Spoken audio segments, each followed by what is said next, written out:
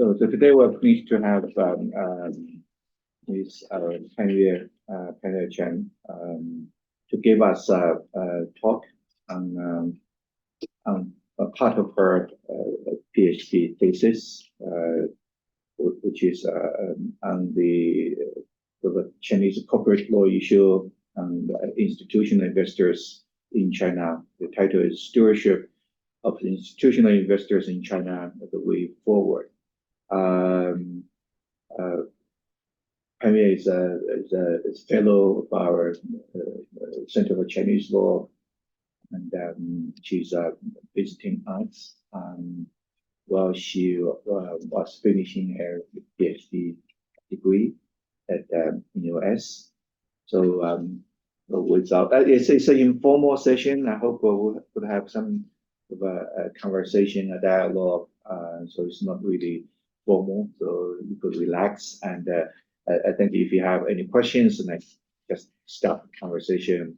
So let's make it the sort of presentation more lively. I think there's always a better style of talk. So without further ado, the floor is yours. Thank you so much. Sure. Thank you, Professor White. And you stand to introduce my slide. Okay.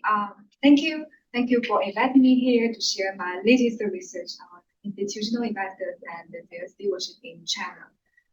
The stewardship of institutional investors is always an important topic within the scope of corporate governance, especially considering in these recent years, more and more corporate law scholars started to regard institutional stewardship as an important tool to improve the corporate governance. In recent years, the role of investors and in company and financial market is receiving more and more attention from academics. So today I'm going to share my something about institutional investors within the context of China to provide some new things about the redesign of institutional code or institutional stewardship code principles for investors around the world. Okay, I will walk you through briefly over this content. First of all, I will introduce the background for the institutional investors, the rise of institutional stewardship code. And secondly, I will introduce the institutional investors and their stewardship in China. And at last, I will propose my tailored legal principles for institutional investors and their stewardship. Okay, let me introduce the background for the rise of institutional stewardship. The trigger for the policymakers to think about the responsible investment by institutional investors around the world was in 2007 to 2008 global financial crisis. But during this crisis, it's almost the world's most serious worldwide economic crisis in this century. So the policymakers found that during this century, it have a lot of serious consequences. Many banks and companies going bankrupt, countless people losing their jobs, and they have a dramatic decrease in world GDP growth. Therefore, a lot of policymakers in many countries they decided to make a significant change here, which we need to more stricter requirements for for financial markets. We provide more regulatory frameworks to regulate the financial market and to increase our monitoring and supervision on these on banking sectors and other financial institutions.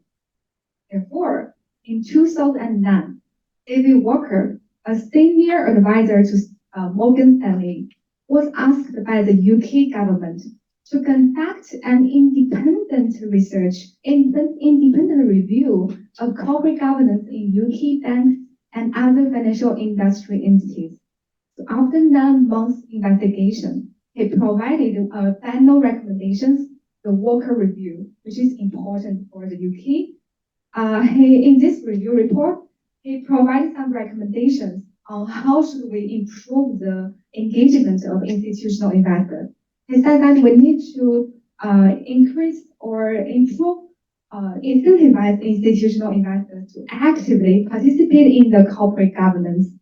Because institutional investors are collectively own the majority shares of the company, but they didn't care about the operational of the management or the daily operational of the company.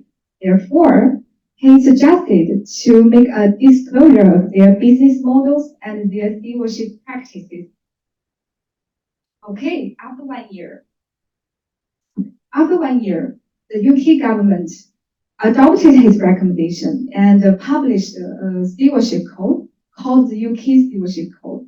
So in this version of UK Stewardship Code, it suggested the investors to actively participate in the corporate governance for pursuing the long-term returns to shareholders and companies, and take the governance responsibility by exercising their shareholding rights. 2 years later, in 2012, the UK government further updated and added more details in the UK Stewardship Code. It required these institutional investors to dialogue with the company, not only just vote at the shareholders meeting, say yes or no. They need to do more. They need to care about the strategy, the performance of the company, and risk management, capital structure of the company, even the corporate culture and compensation for the management in the company. Okay, so this kind of stewardship code is based on one rule, which is comply or explain basis. This basis is meaning that institutional investors can choose to comply the principles established by the UK Stewardship Code, or they can explain why they haven't complied with these principles. So it's the softer mechanism. Here is the 7 core principles in the UK Stewardship Code. We can see that the key government encourages these institutional investors to disclose their policies on how they will discharge these responsibilities, and also have a robust policy on managing conflicts of interest, monitor the investee companies, and establish clear guidelines on when and how to escalate their stewardship activities. More importantly, they are suggested to collaborate with other minority shareholders and have a clear policy on voting and disclosure what's being exercised in the shareholders meeting, and report it regularly. Okay, the 7 core principles were widely adopted around the world. Over 20 jurisdictions around the world have published their own institutional stewardship code, the formal code. I listed some jurisdictions in Asia. We can see that Japan, India, Hong Kong, Singapore, a lot of these jurisdictions, they publish their formal thing. This would make sense.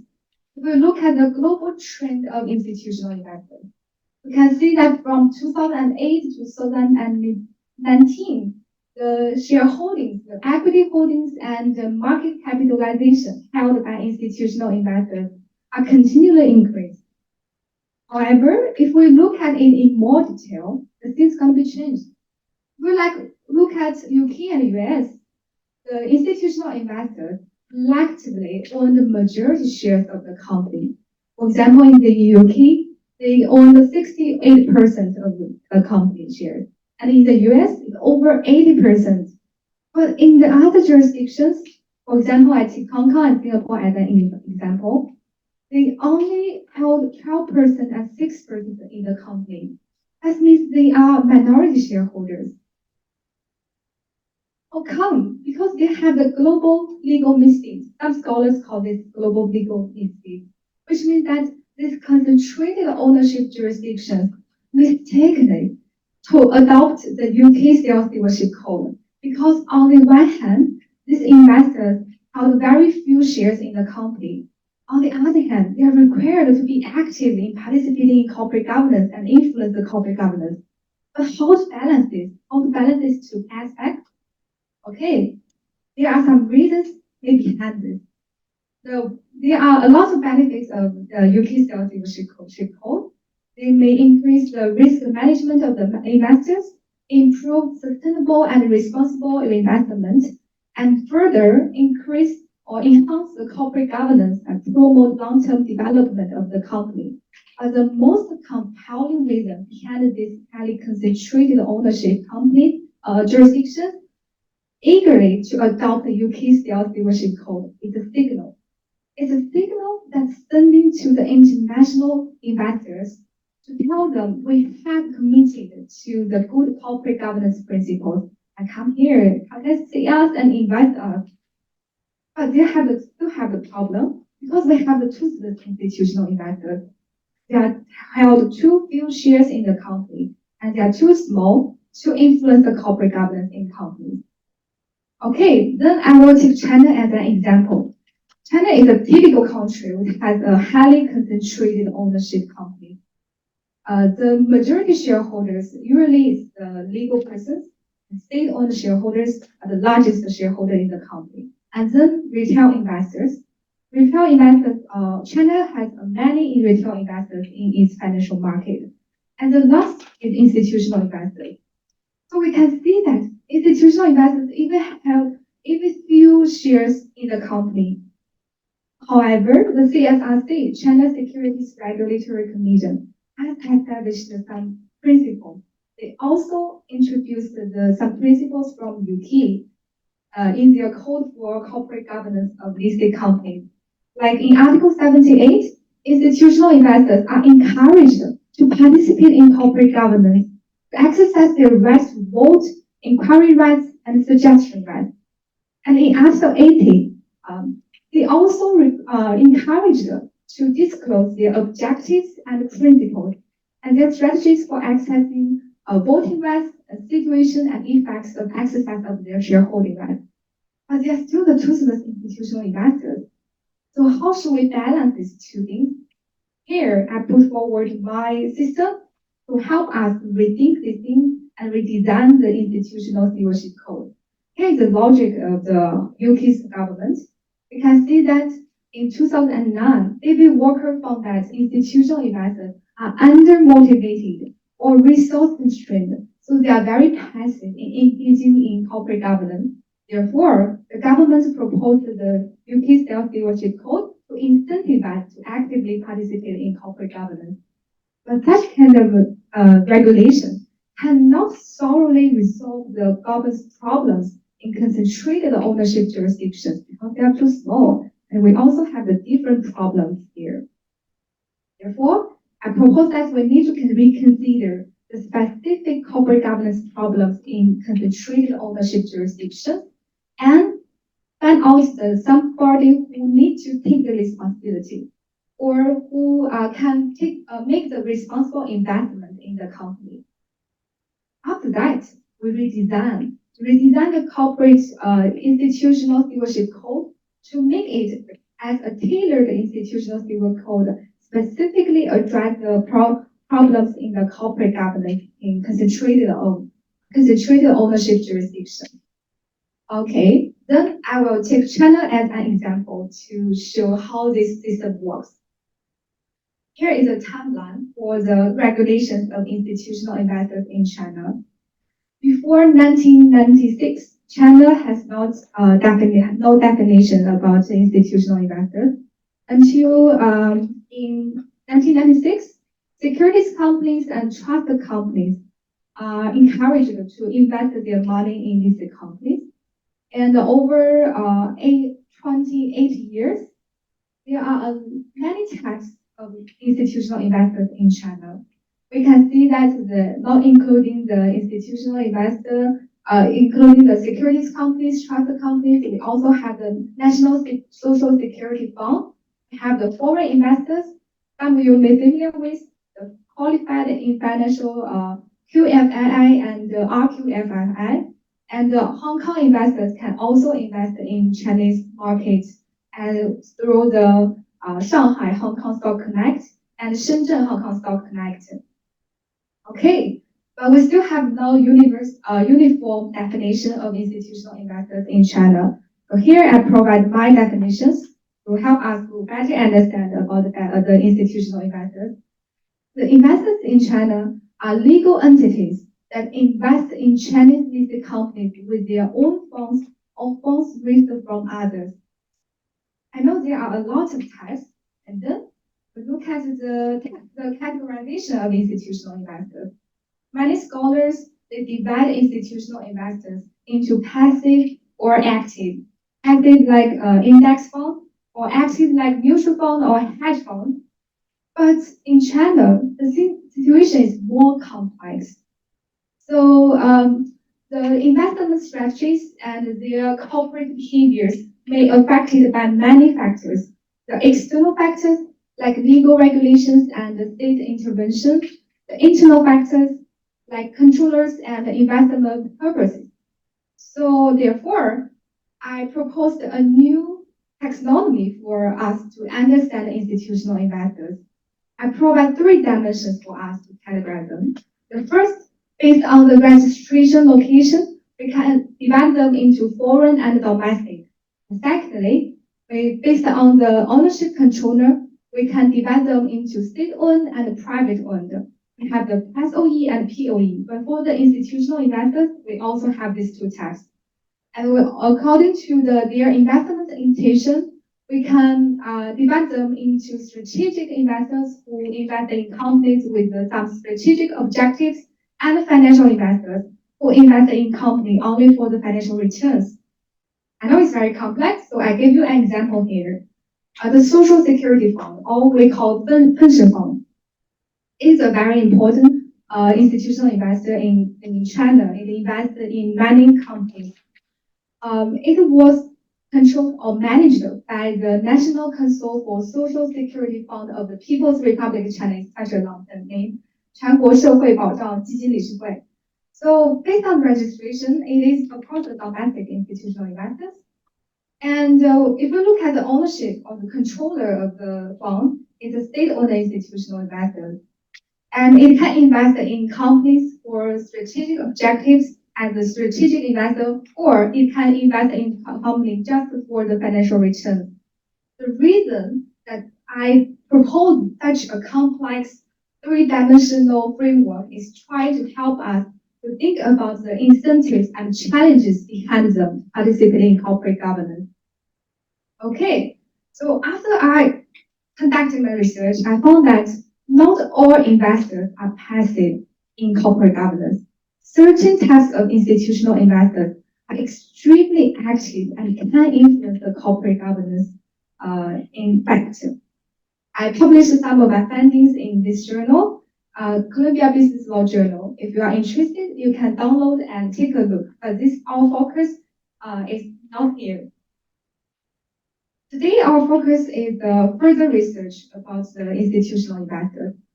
After I conducted my research, I found that these two types of institutional investors are very active.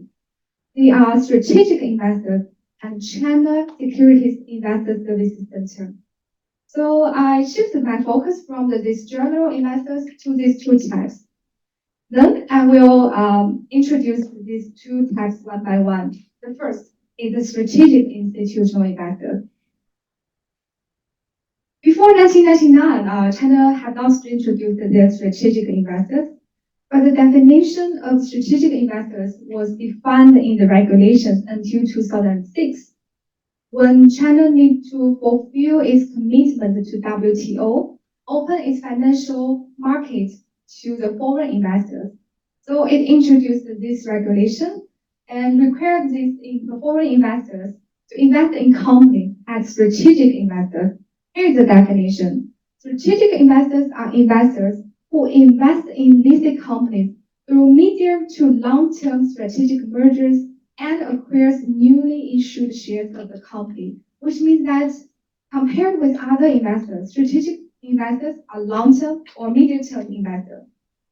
Following that, strategic investors are usually be considered as an investor to help diversify the ownership structure of state-owned enterprises. In 2020, the CSRC changed or increased the requirements of the strategic investors.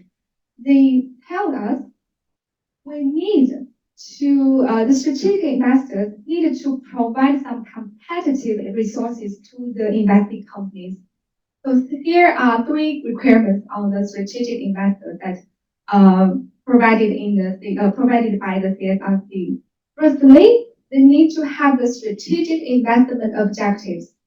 And secondly, they need to stand with the investing companies and to have the legal responsibilities to participate in the corporate governance and improve the governance of the company.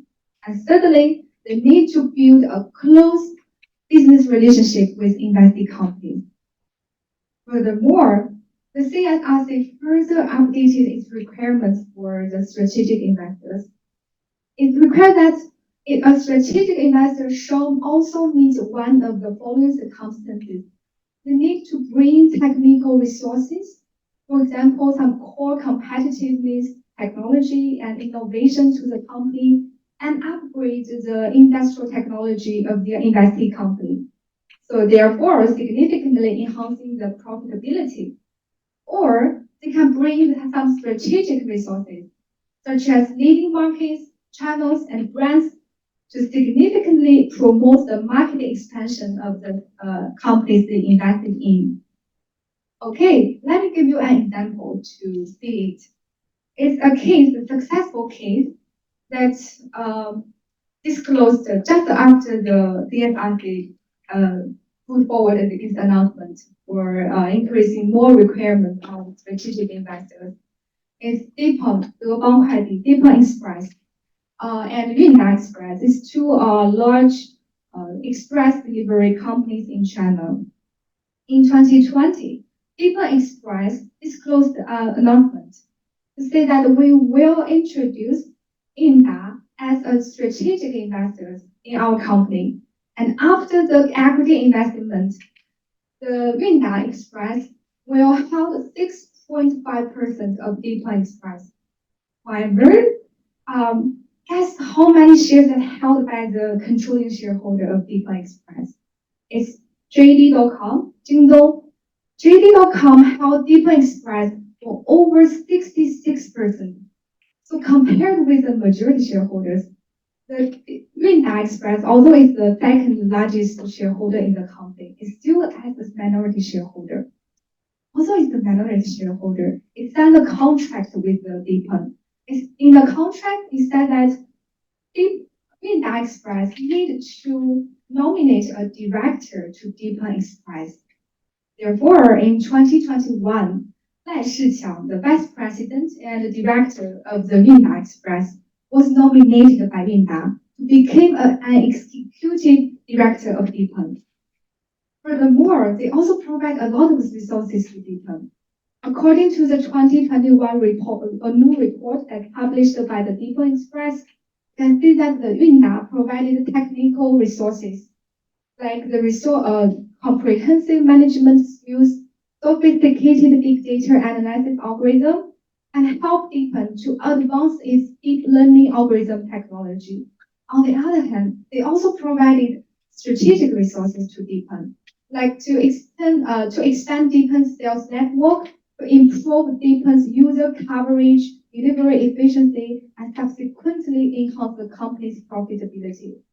So from this case, we can see that strategic investors are different from other general investors we talked about. It played a very significant role in influencing the corporate governance. Okay, this is the first type of investor. Next, China Investor Services Center. It is not unique in mainland China, we have to say. It transplanted from Taiwan. Taiwan's government established this Securities and Futures Investors Protection Center for protecting the interests of investors in Taiwan. It purchases 1,000 shares of each company in Taiwan. And in 2014, CSRC established its own Investor Services Center, the CSISC, China Securities Investor Services Center, to buy 100 shares of each company listed on Shanghai Stock Exchange and the Shenzhen Stock Exchange. Okay, the reason that I regard this as an investor is that it plays as a normal or ordinary shareholder, an investor in the corporate governance. Here's the Article 2 for operational rules for CSIC. You can see that in Article 2, the Investor Services Center holding the stocks of a listed company in the capacity of a shareholder to independently or jointly with other shareholders exercise its shareholding rights, such as action rights, suggestion rights, inquiry rights, voting rights, so on and so forth. All of these rights are the shareholding rights that stipulated under the PRC company law, which means that this investor services center can exercise the shareholding rights just as other ordinary shareholders in companies. Okay, what did they do in fact, in reality? This is an announcement that we published 6 days ago. The Investor Services Center said that they plan to participate in 500 shareholders meetings in these companies this year. And there are 3 tasks they propose. Firstly, they want to increase the proportion of strategic emerging industry companies' participation, which means that they will actively participate in some companies, such as the technology companies, to help investors better understand the operation of technology companies. And secondly, they will focus on some key issues, such as the performance of independent directors. They will actively to participate in to help the companies to care about the problems of independent directors. And thirdly, they will follow up the enforcement of standardization of shareholders meeting, which means that the Investor Services Center will actively to help these companies to improve their standardization of the shareholders meetings process. And there is one sentence in this announcement. It said that after the completion of this special exercise of shareholding rights, the number of participating companies will reach 1,000, accounting about 20% of the total number of A-share listed companies.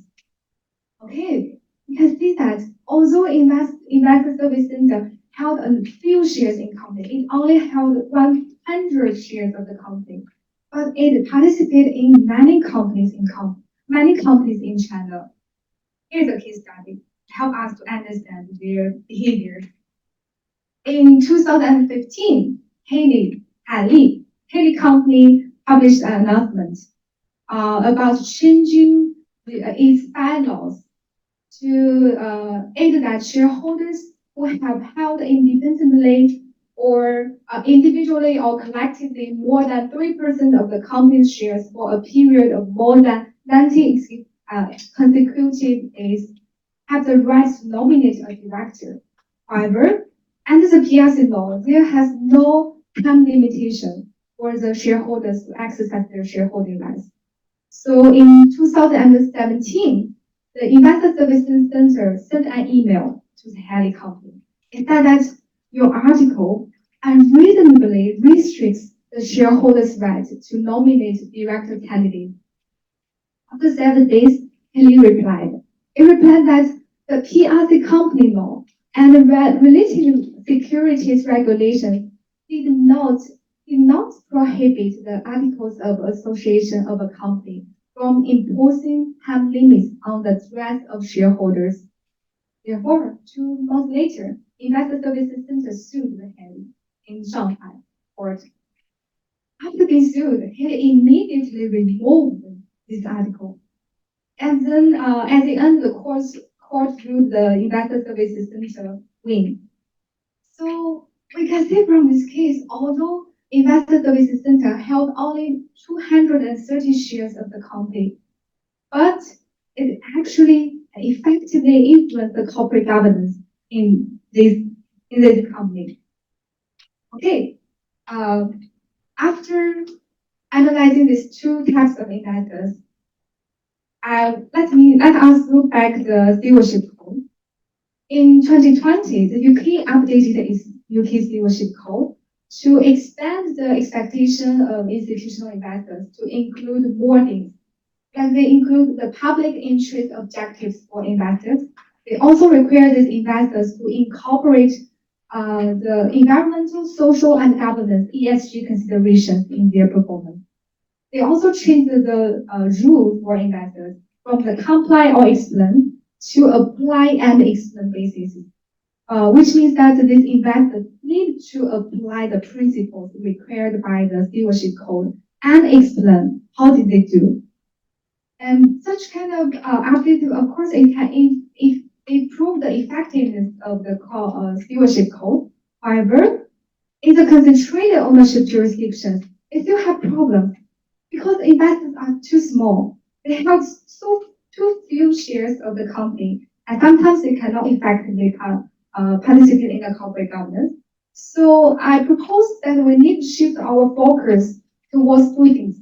First, find the appropriate steward who have incentives and resources.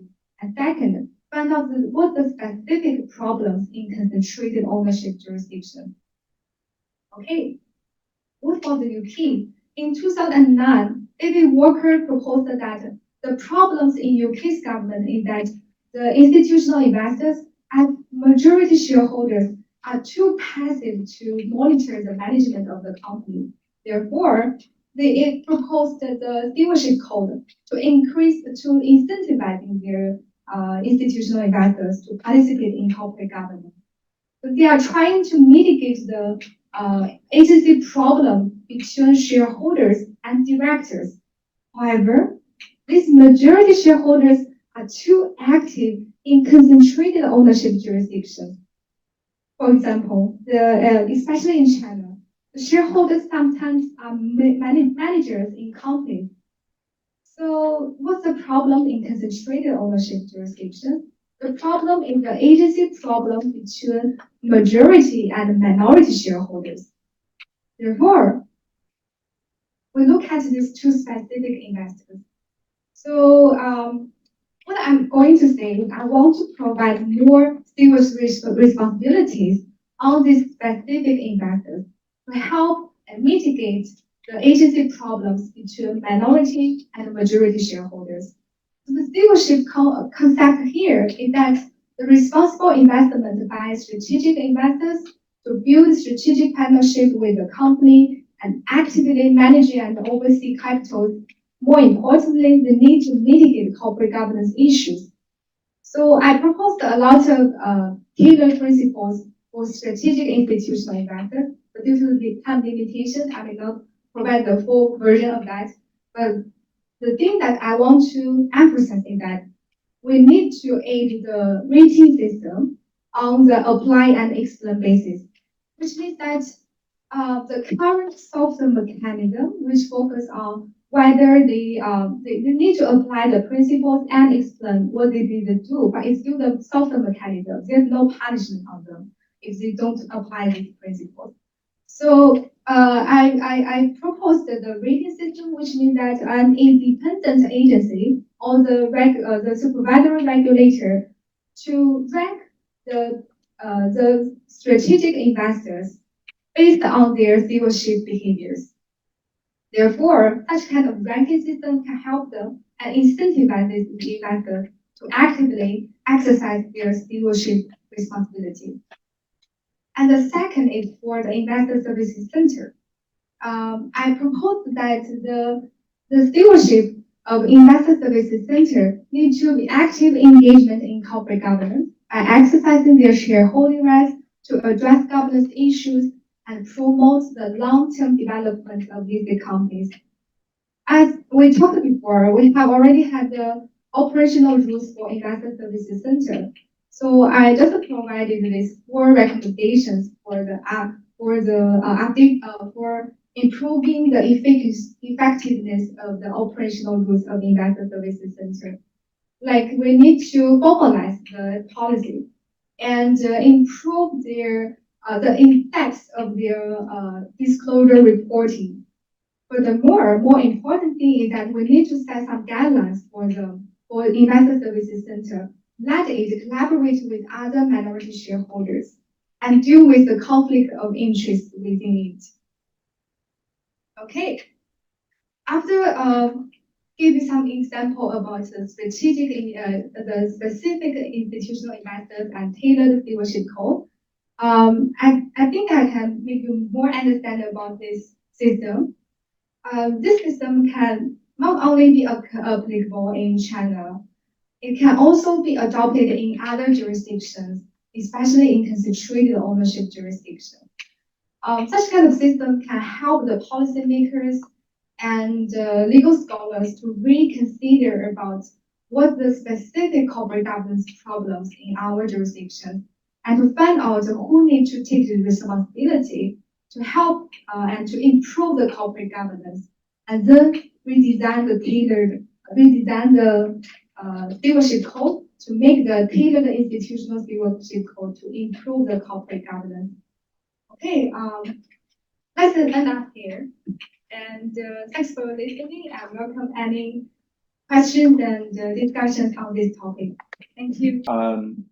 So what's the percentage of the institutional investors in China? You said about 80, 90 in the UK. Hong Kong is about 16. Singapore is 5, 6. Yeah. So what's the Chinese percentage? Well, in China's stock market, we have two types of shares in company: the tradable shares and the non-tradable shares. So the current statistics about the shareholding ratio of institutional investors, only the tradable shares of them and in the tradable share financial market. So the percentage that we held is about 20%. But actually, in fact, because we still have some majority non-tradable shareholders, so they are very small shareholders in the company. So you add together, what would be the estimate? So it's maybe under 10%, because in Singapore it's also the highly concentrated ownership jurisdiction, it's about 8%. Yeah. In China it would be fewer. Fewer than that. Yeah, or it's earlier. Thank you. Questions? Yeah, since you're NUS, so for Singapore is 6%, right? So I just follow the question. Yeah. So let's say what would be the impact of this? I mean, whatever you propose some kind of improvement, and how do you estimate the impact of your improvement? Yeah, let's say Taylor approach. So how would you estimate the impact? Let's say if this is implemented, tailored approach, tailored. Yeah. If it's implemented in Singapore, 6%, what might be the impact? Yeah, thank you for your question. In Singapore, actually, it has the stewardship code for institutional investors, but it is true that it may have the legal impact on corporate governance if we look at them as a general institutional investors, because they collectively own such a few shares in company. So that's why I'm trying to shift our focus from the general institutional investors to the specific investors. And the problem in concentrated ownership jurisdictions like Singapore is that we have the agency problem between majority shareholder and the minority shareholder. So the impact that we expected is that these investors to exercise their shareholding rights to protect the minority shareholders' interests. Therefore, we need to focus on some specific investors who have other resources or strong incentives to participate in and help and collaborate with other minority shareholders to protect themselves from the majority shareholders. Yeah, that's the impact. Thank you.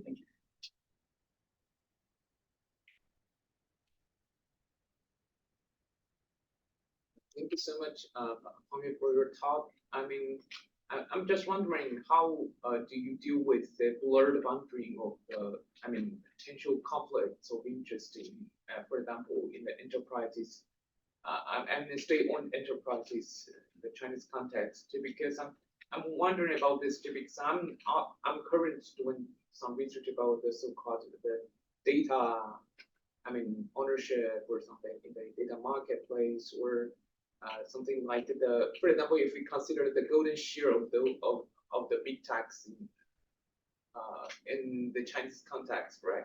I mean, there's always a kind of public-private partnership or something. I'm wondering how you deal with this sort of issue in your own research.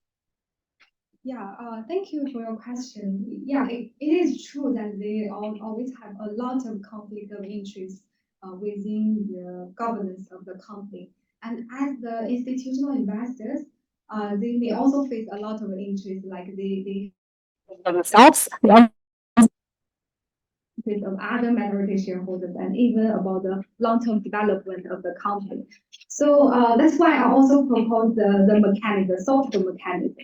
The softer mechanism means that they may not be punished when they didn't fulfill this responsibility. The only thing they can do is to disclose the conflict of interest and disclose what will they do in facing this conflict of interest. Therefore, to let the market make the decision. And the most important in this mechanism is not they want to deal with all the conflict of interest. The thing is that they need to disclose. They need to disclose the conflict of interest in the company that they face. And I think one of the points that I want to propose also that if they need to deal with the conflict of interest and deal with many responsibilities they need to take on, they need to prioritize their investment purposes at first. If, for example, if the strategic investors, they invest in companies for the strategic development of the invested company, then they need to all of their behaviors need to prioritize the long-term development of the company instead of some financial returns, short-term financial returns. I think this may answer your question. Or if you have any further questions? Sure. You have a Follow-up question? Yes, basically, I want to know for example, if we look at it from a political science perspective, those senior managers can be reviewed as sort of semi-officers. And in this architecture, it seems to me that the institutional investors can be viewed as a very an environment of sort of like that in that sense, just because I quickly searched the stewardship code, it sounds to me that the concerns some, for example, conflict of interest or transparency concerns or something. I'm wondering how you deal with this.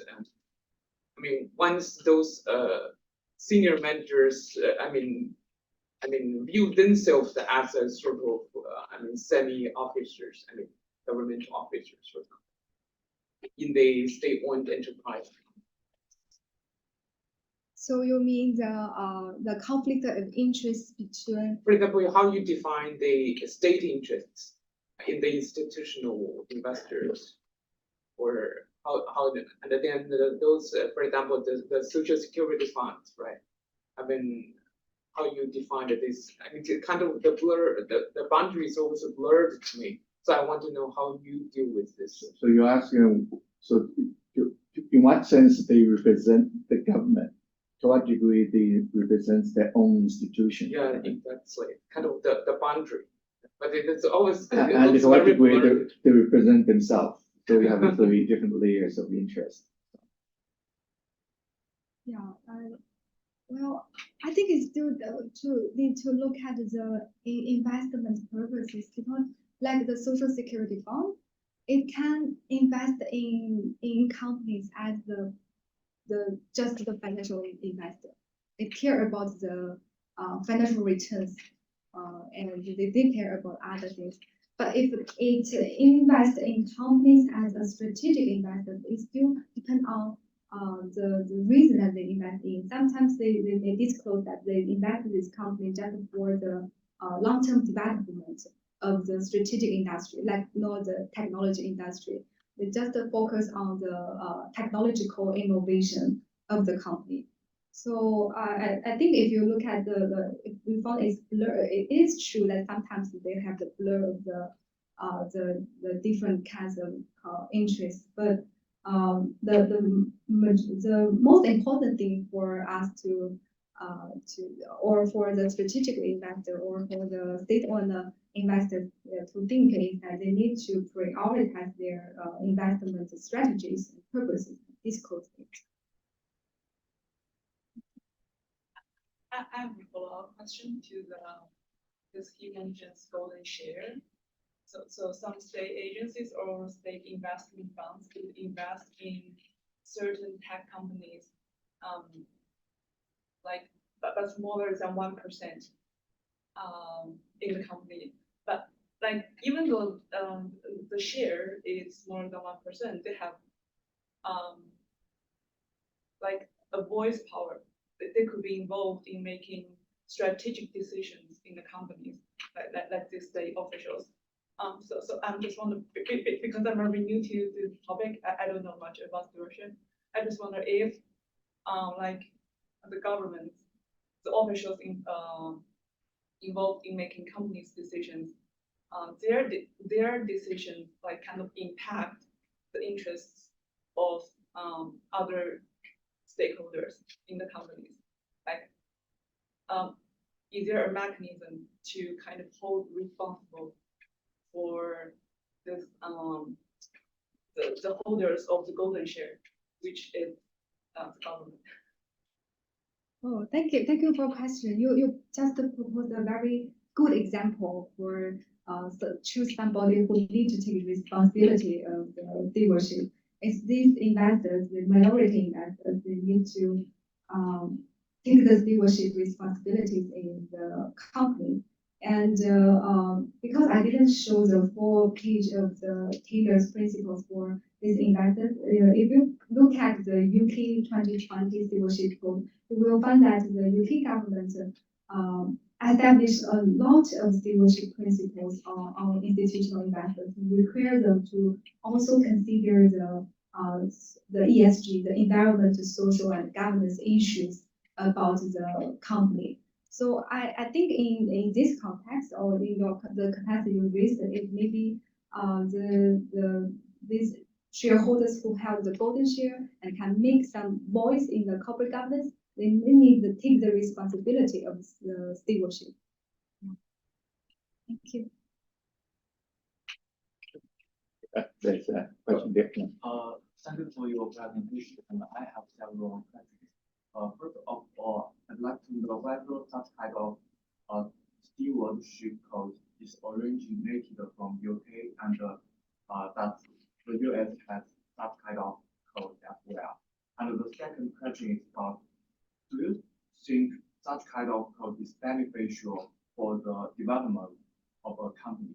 Because it also brings some noise, such as the manager of the shareholders may not be the experts in the government strategy, and it requires more disclosure.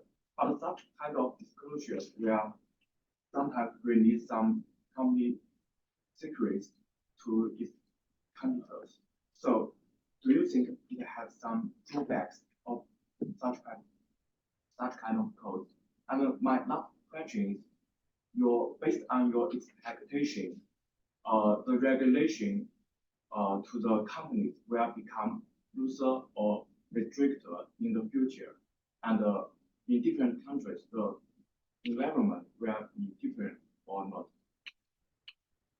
Let me just add to it. Thank you for the question. As I've been asked the question, so the code came from the UK, right? So you're supposed to be crisis, you figure out something to say, to do. So I'm watching a little bit Succession. I mean, I don't know how many of you watch this, the Succession, this series. You know, this media empire, the struggles and the fight. I'm also watching the Chinese stock market, going down. So there are lots of lovely concepts. So you used to have a CSR, corporate social responsibility, right? After that, you have a ESG.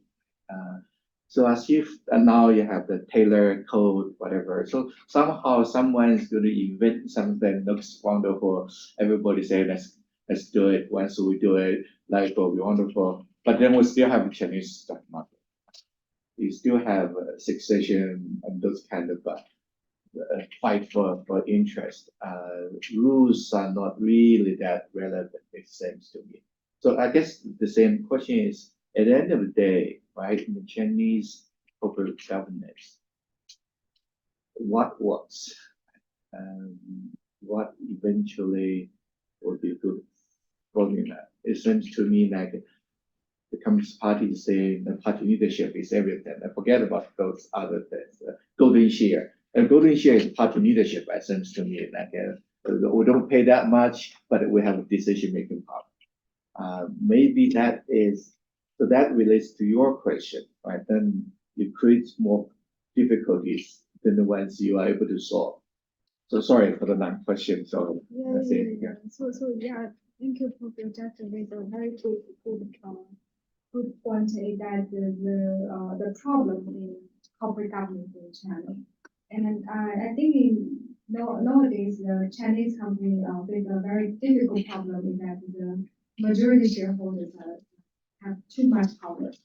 And we still need to some voice from the minority shareholders. And this tailored stewardship code is just for these investors who are minority shareholders to voice, help them, and to provide principles for them to voice in the corporate governance to improve the company and make the decision makers to think more when they make the decision, especially when these investors they made from the different, they have the different perspectives of the corporate governance. They also from different industries, they can provide more knowledge and more the insights about the corporate governance. Yeah. And for the question you raised, yes, the US have their stewardship code. Actually, after UK has established its stewardship code, many jurisdictions, including the US, Canada, a lot of jurisdictions in European, and many jurisdictions in Asia, all of this, they published their stewardship code. And I think the reason behind why they follow the UK style is because UK is the first country who published the stewardship code and raised the attention to tell them we need to focus on the responsible investment of these investors because they collectively own so many shares in companies in UK and in US. Yeah. As for the expertise, I think institutional investors in these companies here, they don't need to be the expertise in corporate governance. And the things here, the problem here is that they need to, as a minority shareholder, they care about the interests of themselves. So the problem in concentrated ownership ownership companies is that the minority shareholders are too weak, and sometimes the majority shareholders take advantage of their shares to exploit the interests of minority shareholders. So these investors are trying the tailored stewardship code is help them to collaborate with each other to fight against with the majority shareholders. So, yeah. As for the secrets, you mean the secrets about the disclosure? The disclosure reporting that they published, because in the UK they have already taken the price, a lot of institutional investors disclose their behaviors to the public.